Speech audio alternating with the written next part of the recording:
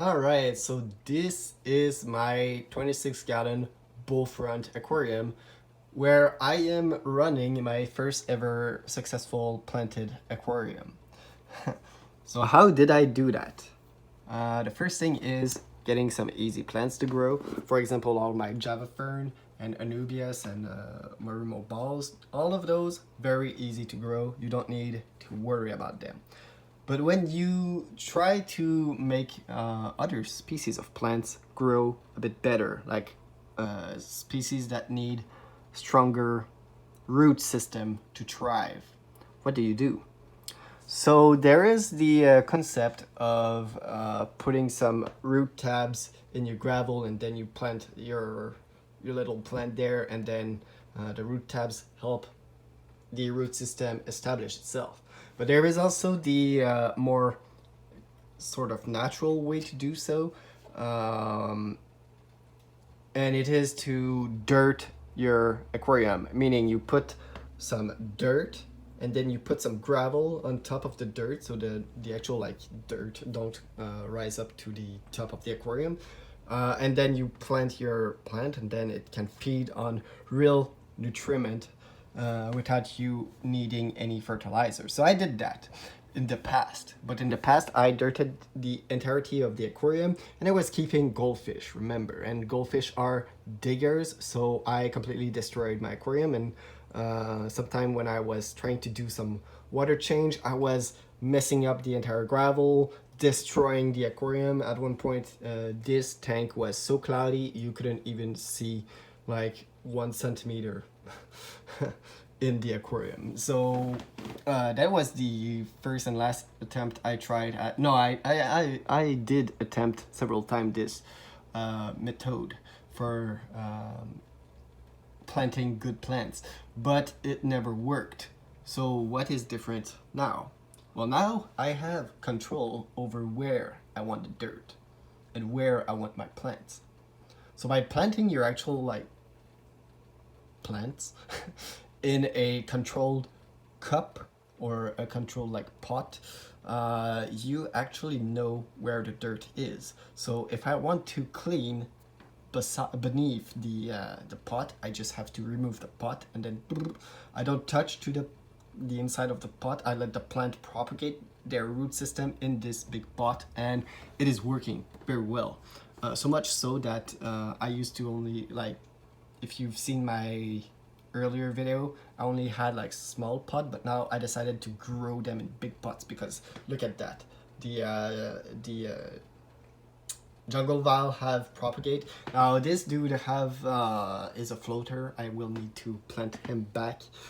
And this big lotus, he wasn't even in a pot, and the root system on this dude is crazy already. So by making sure they have plenty of space to establish their strong roots, I am also making sure I will have strong plants, because if you want big thriving plants, you need a big thriving root system.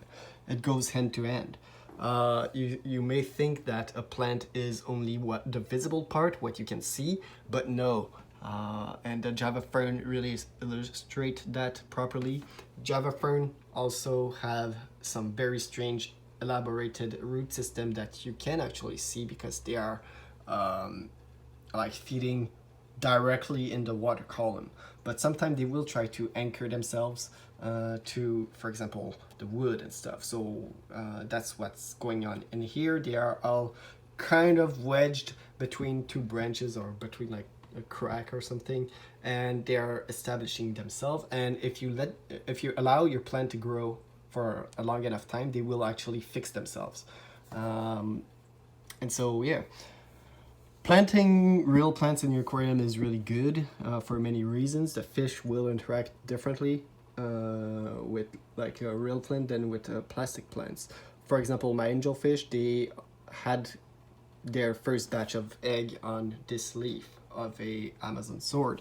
So definitively they know like what they want, and they will search for real plants. In many cases in nature, fish will just try to find some like tall grass and tall like grass looking plants in the water and try to breed in there.